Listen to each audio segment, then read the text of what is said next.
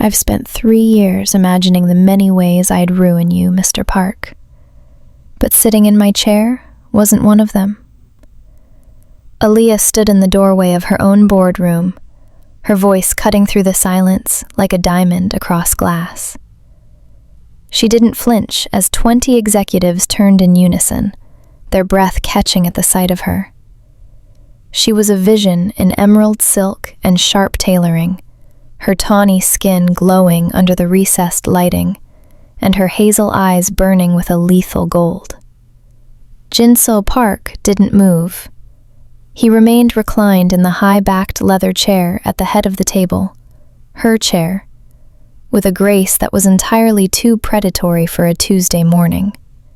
He looked every bit the wolf of Gangnam, his bespoke charcoal suit molding to his broad shoulders, his obsidian eyes tracking Aliya's approach with a slow, heavy intensity. He didn't look like a man here to negotiate. He looked like a king waiting for his favorite rebel to kneel. "The chair was empty, Aliya," Jin-seo rasped, his voice a rich, dark baritone that seemed to vibrate in the very marrow of her bones. "Much like your company's projected revenue for the next quarter if you don't sign the merger papers in front of you." Aliya walked to the table, her stilettos sounding like a countdown. She didn't stop until she was inches away, leaning down so their faces were level. The scent of his expensive vetiver and aged whiskey swirled around her, an intoxicating lure she refused to follow. "I'd rather liquidate every asset I own and burn the cash for warmth than hand my life's work to a man who thinks arrogance is a substitute for a soul."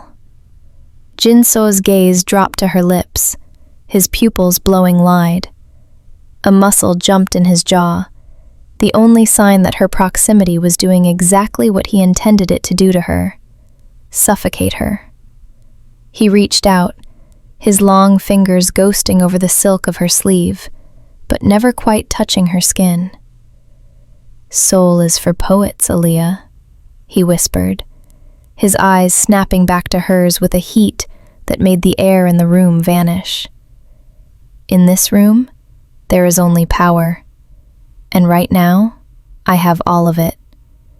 I don't just want your company. I want to see if that fire in your eyes burns as bright when you're losing as it does when you're fighting." "Then prepare to be disappointed," she breathed, her heart hammering a frantic rhythm against her ribs. "Because I don't lose." Jin-seo smirked, a devastatingly handsome, cruel tilt of his lips. "We'll see. I've cleared my schedule. I'm not leaving this building until I have exactly what I came for." The digital clock above the elevator doors flickered once, groaned, and then died, plunging the glass box into a suffocating velvet darkness. The jolt of the sudden stop threw Aliya forward, her palms slamming against the cool, mirrored wall. "You have to be joking," she breathed. The silence that followed was heavy, broken only by the sound of her own frantic pulse.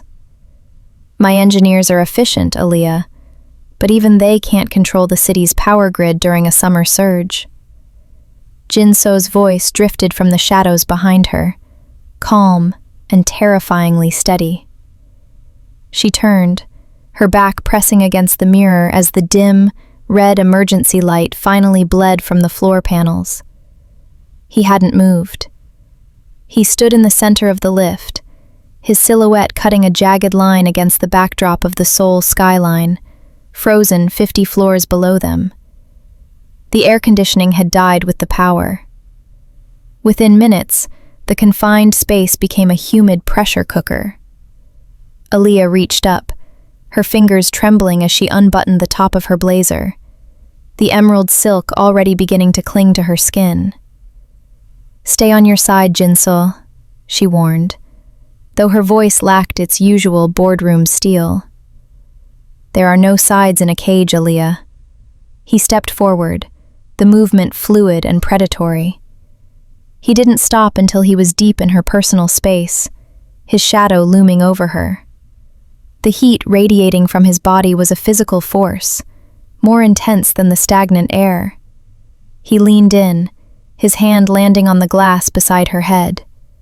He didn't touch her, but he was so close she could feel the phantom warmth of his skin.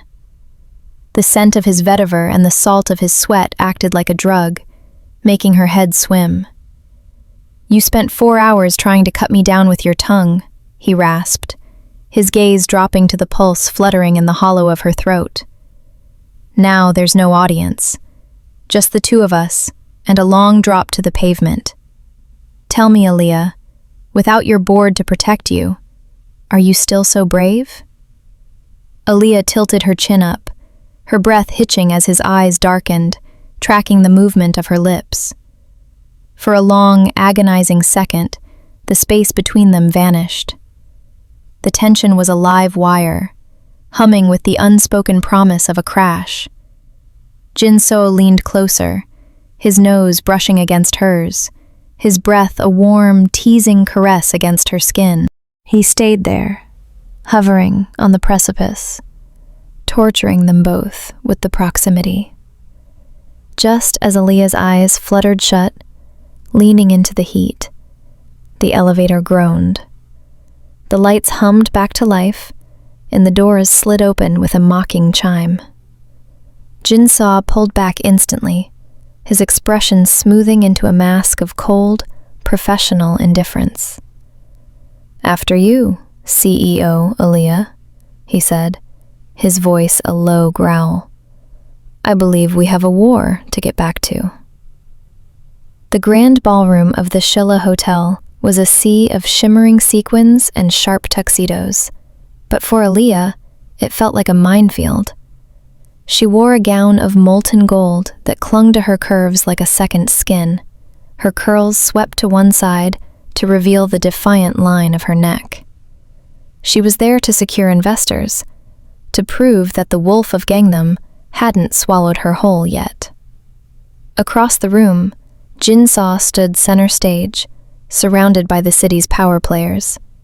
He looked devastating in black on black, his obsidian eyes scanning the crowd with a bored detachment until they landed on her. More specifically, until they landed on the hand of Julian Vane, a British shipping magnate who was currently leaning far too close to Aliya's ear. "A woman with your vision shouldn't be fighting for scraps in a merger," Julian murmured, his hand sliding suggestively toward the small of Aliya's back. "Come to London. Let's discuss a partnership that's mutually beneficial." Aliya opened her mouth to deliver a polite but firm rejection, but the air suddenly shifted. The crowd parted as if by a silent command. Jin-seo approached with a slow, heavy gait that made the hair on Aliya's arms stand up. He didn't look at Julian. He looked only at her, his gaze dark and possessive, stripping away the glitter of the gala until they were back in that sweltering elevator. "The auction is beginning," Jin-seo announced, his voice a low, vibrating warning. "And Julian, I believe your flight is scheduled for tonight. You wouldn't want to be late." Julian laughed, though it sounded strained. "I was just offering the lady a better deal, Park." "There is no deal better than the one I'm about to make." Jin-seo stepped between them, his shoulder physically forcing the Englishman back. He turned to Aliya, his eyes burning with a jealous fire he couldn't quite mask. "The next item up for bid is a private 3-day retreat on Jeju, complete seclusion, no distractions." When the auctioneer opened the bidding at 50,000, Julian raised his paddle. Jin-seo didn't even look at the board. 500,000, he called out, his voice cutting through the room like a blade. The room went silent. Julian frowned. 600. 1 million, Jin-seo countered instantly, his eyes locked on Aliya's. It wasn't about the charity anymore. It was a hostile takeover of her time, her space, and her attention. "Sold," the auctioneer stuttered. Jin-seo stepped into Aliya's space, his heat radiating through her silk gown.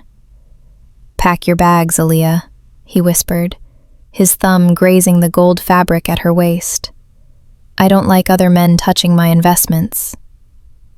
The storm over Tokyo was a masterpiece of chaos, lightning illuminating the skeletal frames of half-built skyscrapers as the private jet touched down. By the time Aliya and Jin-seo reached the hotel, the city was a blur of neon and driving rain. The exhaustion was a heavy weight on her shoulders, but it was nothing compared to the shock waiting for them at the front desk. "I'm sorry, Mr. Park," the concierge stammered, his face pale under the lobby's amber lights. "The flooding in the lower districts forced us to relocate several dignitaries. We only have the Imperial Suite available. It is a singular accommodation." Aliya's head snapped toward Jin-seo. "Absolutely not. Find me another hotel. I'll sleep in a taxi before I share a room with him."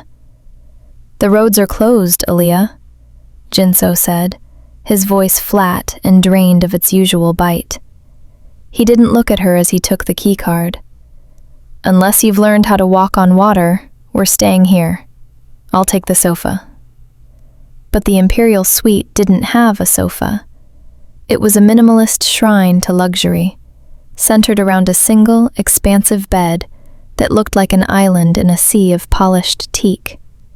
The walls were floor-to-ceiling glass, offering a panoramic view of the storm-battered skyline. Aliya stood in the center of the room, her damp curls clinging to her neck. She felt exposed, the silence between them louder than the thunder rattling the panes. Jin-seo moved to the wet bar, pouring 2 fingers of amber whiskey. He shed his blazer and loosened his tie, the movements weary and uncharacteristically raw. "I'm not going to bite, Aliya," he murmured, leaning his hips against the bar. "I'm too tired to even argue with you." "You bought me for $1 million last week," she reminded him, her voice trembling despite her efforts. "And now we're here. It feels less like a coincidence and more like a trap." Jin-seo set his glass down and walked toward her.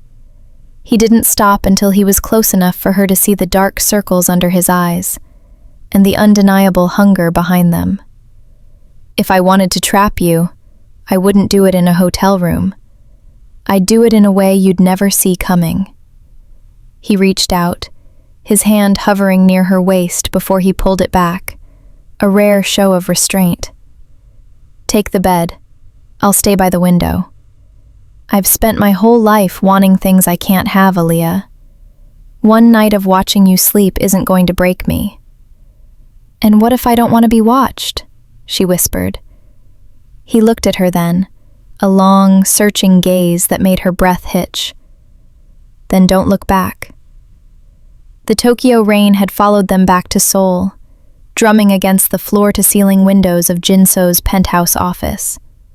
The merger was falling apart. For 3 hours they had traded barbs and legal threats, the air thick with the scent of ozone and unspent fury.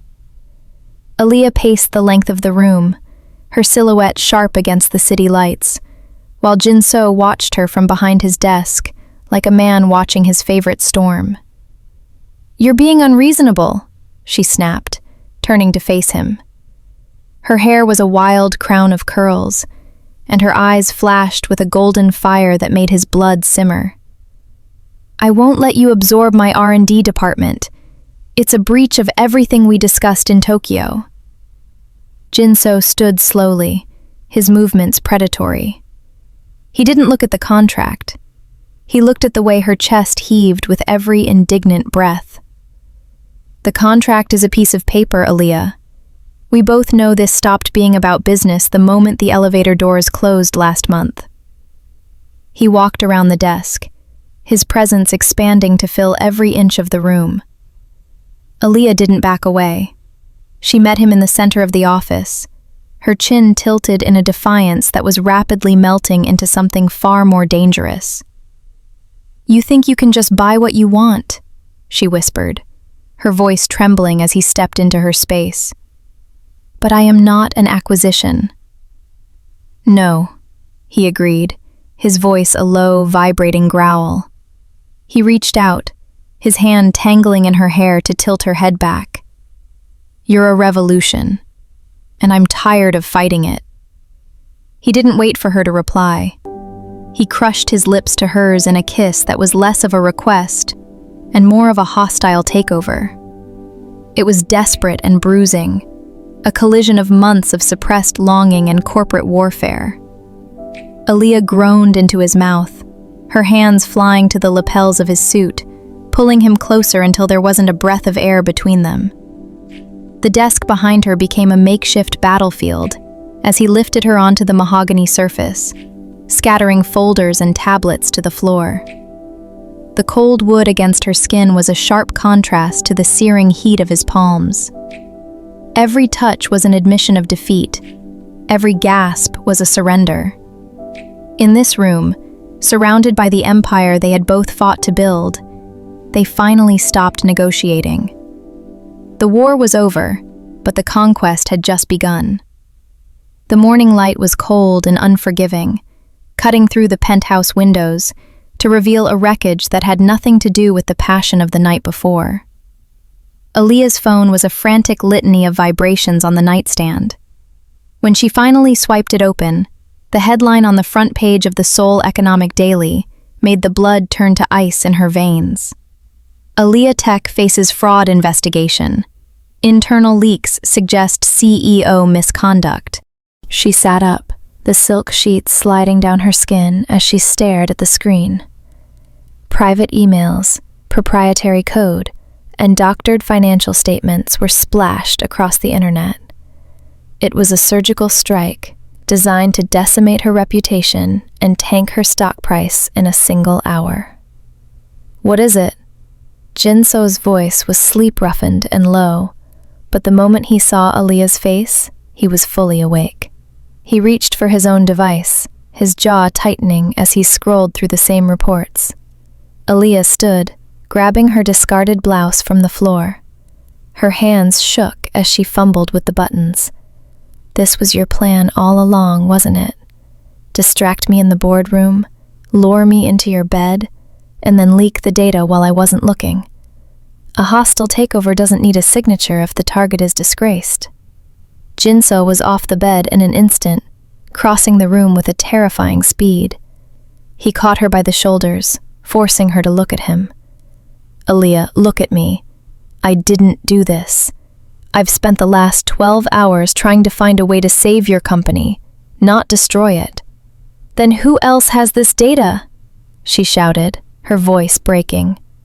"Only you and I had the encryption keys." "My father," Jin-seo whispered, the realization hitting him like a physical blow. His grip on her shoulders loosened as the pieces fell into place. The chairman hadn't been watching from the sidelines. He had been waiting for Jin-seo to get close enough to Aliya to lower her guard. He didn't just want the merger. He wanted to crush you, to prove that I was distracted. The betrayal tasted like ash. Aliya backed away, her eyes brimming with a mixture of fury and heartbreak. "You told me you were the one who saw through the armor, Jin-seo. But it turns out you were just the one who knew exactly where to twist the knife." She didn't wait for his defense.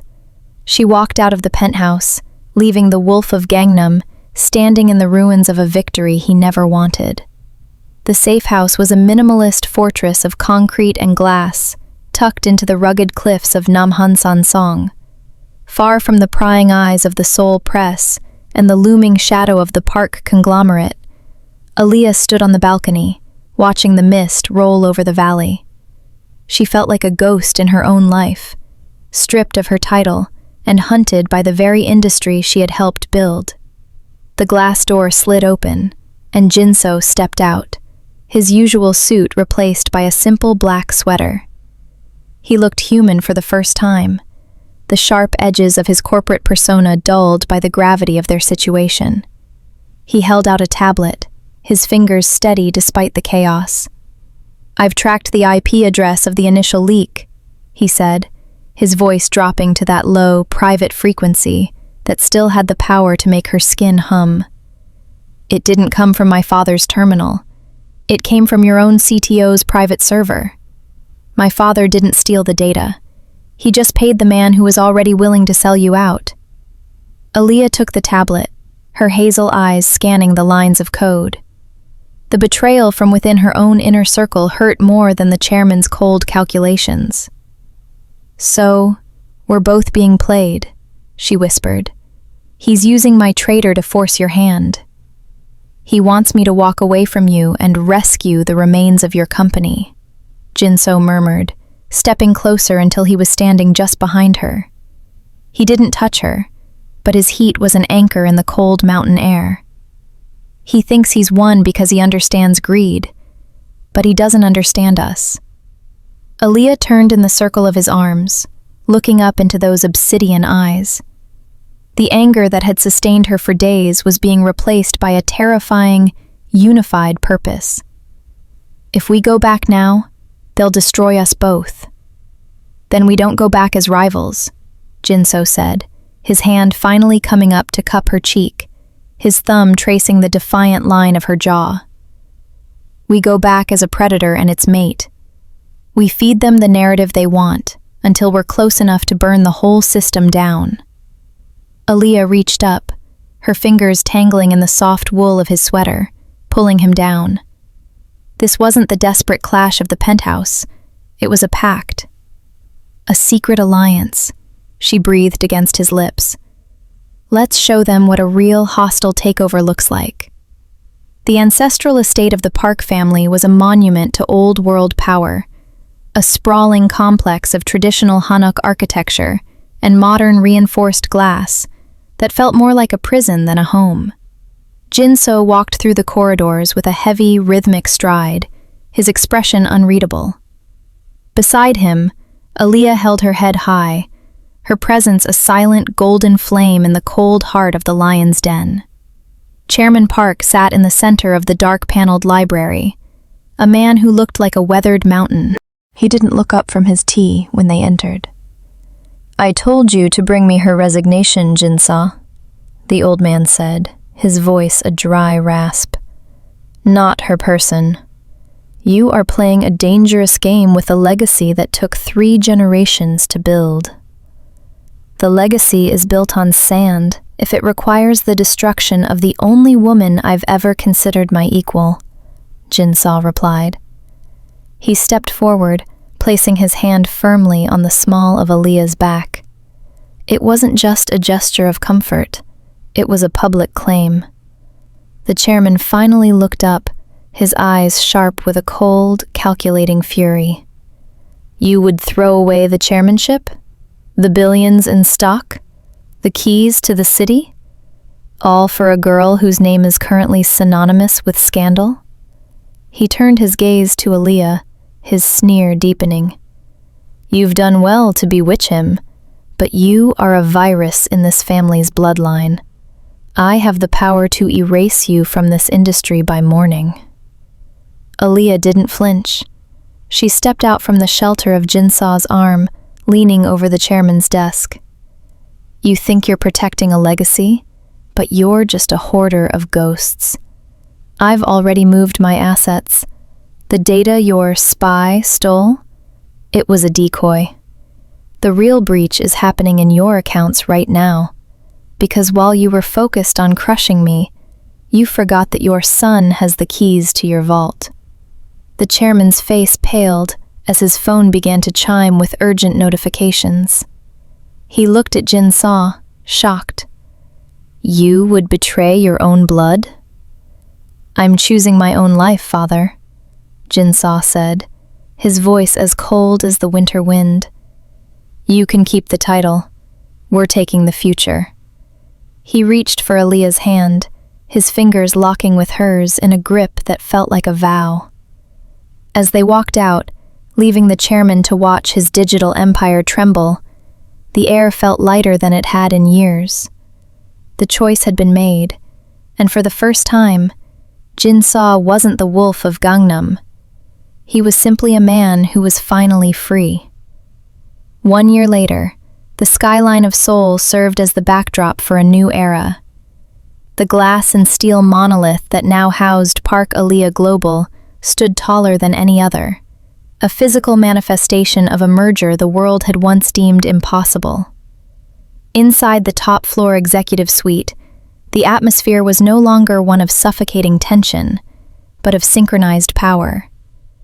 Aliya stood by the floor-to-ceiling windows, her molten gold gown catching the light of the setting sun. She watched the reflection of the man approaching her from behind. Jin-seo had traded his charcoal suits for a deep midnight velvet, though the predatory grace in his stride remained unchanged. He didn't stop until he was flush against her back, his large hands settling possessively on her waist. "The board meeting is in 10 minutes, he murmured, his breath a warm, familiar caress against her neck.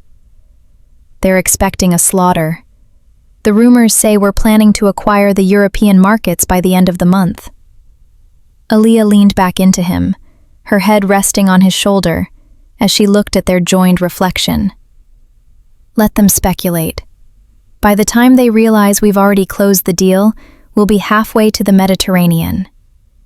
Jin-seo turned her in his arms, his obsidian eyes softening with a heat that was now reserved solely for her. He reached up, his thumb tracing the defiant line of her jaw, the same jaw he had once tried to break with corporate litigation. "You were the most expensive investment I ever made, Aliya, and the only one that was actually worth the risk." "I wasn't an investment, Jin-seo," she teased, her fingers tangling in his dark hair as she pulled him closer. "I was a hostile takeover." "Indeed," he rasped, his lips ghosting over hers. "And I've never enjoyed losing so much in my life." When they walked into the boardroom moments later, the silence that greeted them was no longer one of fear, but of profound respect. They didn't sit at opposite ends of the table anymore. Jin-seo pulled out the chair at the head of the room for her, then took the one immediately to her right.